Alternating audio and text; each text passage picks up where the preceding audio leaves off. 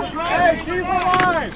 Jesus fucking Christ. He's alive right now!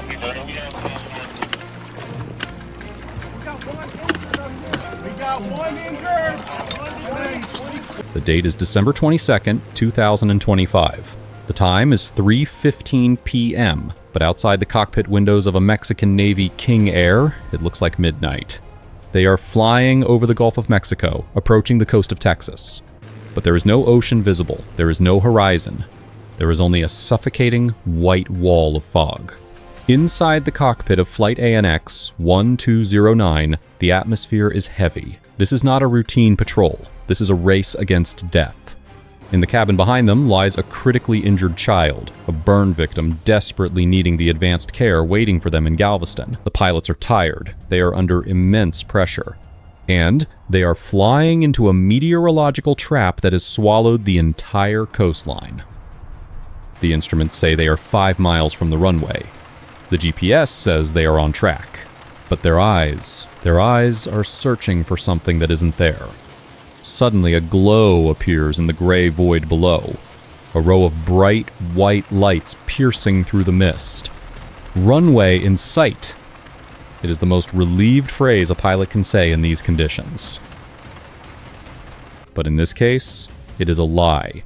Those lights are not the runway, and by the time the engines scream in protest, it is already too late. To understand why a highly trained military crew would fly a perfectly healthy aircraft into the water, we must first understand the pressure cooker they were sitting in. This was a humanitarian air bridge. The aircraft, a Beechcraft King Air 350I, tail number ANX 1209, belonged to the Mexican Navy, the CMAR. These machines are the workhorses of the fleet. Rugged, reliable, and equipped with advanced avionics designed to cut through the worst weather imaginable. On board were 8 souls, 4 naval officers operating the flight, and 4 civilians comprising the medical team and their patient. They had departed from Tapachula, Mexico earlier that day.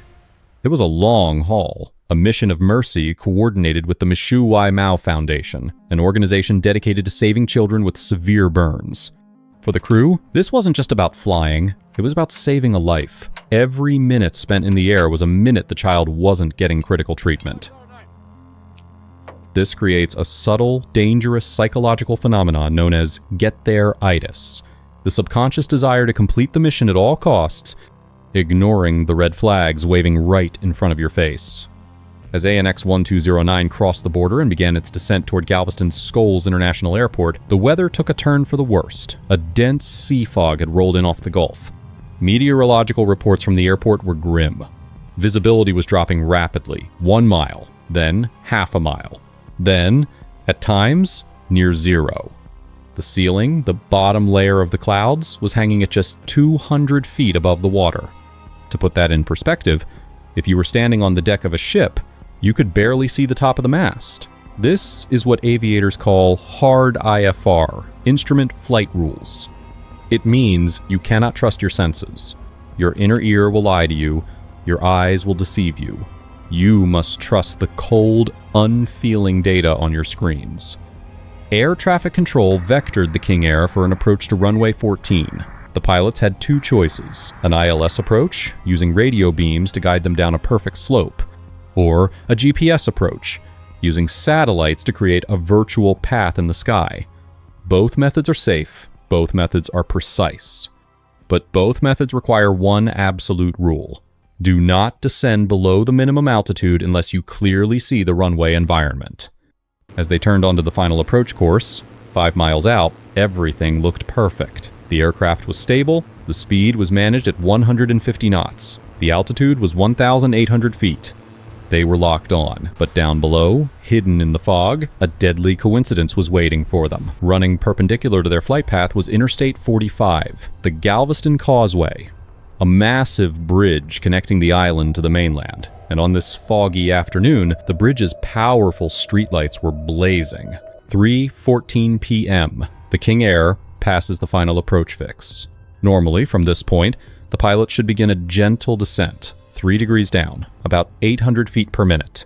A smooth, calculated slide toward the runway threshold, but the data tells a different story. Radar traces show that ANX 1209 didn't just descend, it dived.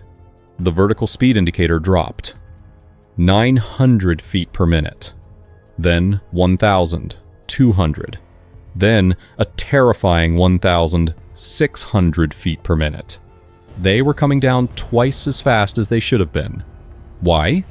Why would a professional crew abandon a stabilized approach? The answer lies in the windows. At 1,000 feet, they likely broke out of a fragmented cloud layer. Through the swirling mist, the pilot flying likely saw it. A string of bright, white light stretching out in a straight line on the water. In his mind, the puzzle pieces snapped together instantly. Lights, water, straight line. That's the runway. But he was wrong. He was 5 miles short of the airport. He wasn't looking at the approach lights of Skulls International. He was looking at the street lamps of the Galveston Causeway. We know what happened next, not because of a black box, but because of a man standing on his porch on Tiki Island.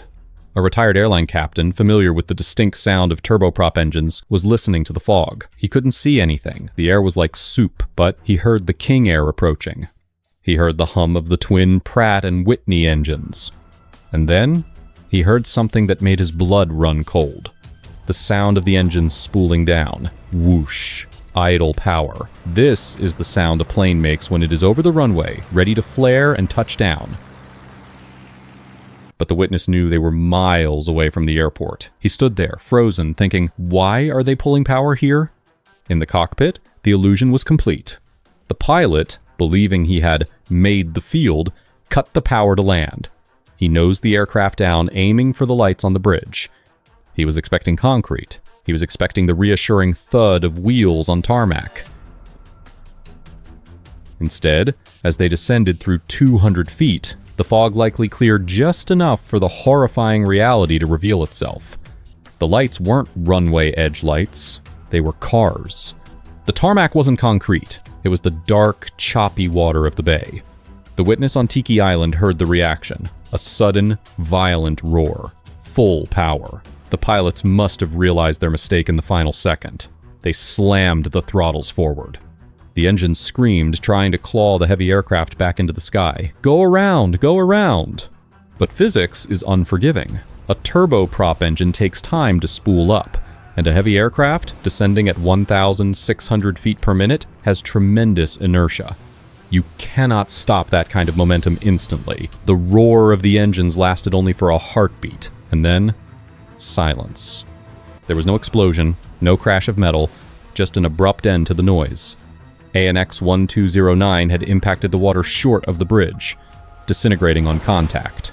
The fog swallowed them whole. Chaos ensued on the radio frequencies. Tower controllers called out to ANX 1209. Navy 1209, check gear down. Navy 1209, report position. Nothing but static. Rescue boats were launched immediately, but the very fog that caused the crash now crippled the rescue efforts. They could hear the echoes, but they couldn't see. It would take hours to locate the wreckage. All 8 souls were lost. The mission of mercy had ended in a tragedy of errors. In the days following the crash, speculation ran wild. Was it a mechanical failure? Did the engines quit? Early theories suggested fuel starvation or a catastrophic structural failure. After all, the King Air is a complex machine, but the Earwitness testimony and the ADS-B data quickly debunked these theories. The engines were running perfectly until the end. The aircraft was responding to control inputs. This was not a failure of the machine. This was a failure of perception. The NTSB and aviation experts call this a visual illusion in impoverished environments, or more colloquially, the black hole effect. When a pilot is flying on instruments, their brain is working in overdrive to process abstract data. Speed, altitude, heading, glide slope. It is mentally exhausting. The human brain craves visual confirmation. It wants to see the world. So, the moment the pilot sees something that looks like the destination, a row of lights, a clearing, the brain latches onto it with desperate relief. This is called visual capture. The visual information overrides the instrument data. Even though the altimeter said 200 feet and the DME said 5 miles out, the pilot's eyes said, "We are here, land." The Galveston Causeway lights glowing in the fog created a perfect decoy. They mimicked the approach lighting system of runway 14 with terrifying accuracy. But this accident wasn't caused by lights alone. It was a chain of broken links. First, the pressure. The medical nature of the flight likely pushed the crew to attempt an approach in weather that was below legal minimums, risk versus reward. They gambled that they could duck under the weather and spot the runway. Second, the descent rate. A stable approach is the golden rule of aviation. You establish a 3-degree path and you stick to it. By diving at 1,600 feet per minute, the crew destabilized the aircraft. They were rushing. They were trying to get down before they lost sight of those seductive lights. And finally, the lack of monitoring. In a multi-crew cockpit, one pilot flies and the other monitors. The pilot monitoring should have screamed, "Check altitude," or "Go around," the moment they deviated from the glide path. But in that high-stress moment, both pilots likely fell into the same visual trap. They both looked out the window, and they both stopped flying the airplane. The crash of ANX 1209 serves as a brutal reminder of the limits of human perception. It highlights the deadly danger of transitioning to visual too early. New regulations and training emphasize that pilots must stay on the gauges until the runway environment is unmistakably identified. Not just lights, but runway markings, thresholds, specific visual references that cannot be confused with a highway bridge. For the families of the 8 souls lost, and specifically for the family of the child who was seeking hope in Galveston, the tragedy is immeasurable. They were minutes away from safety, minutes away from help. But in the unforgiving world of aviation, the difference between a safe landing and a catastrophe is often just a trick of the light. This report is based on preliminary data and witness accounts.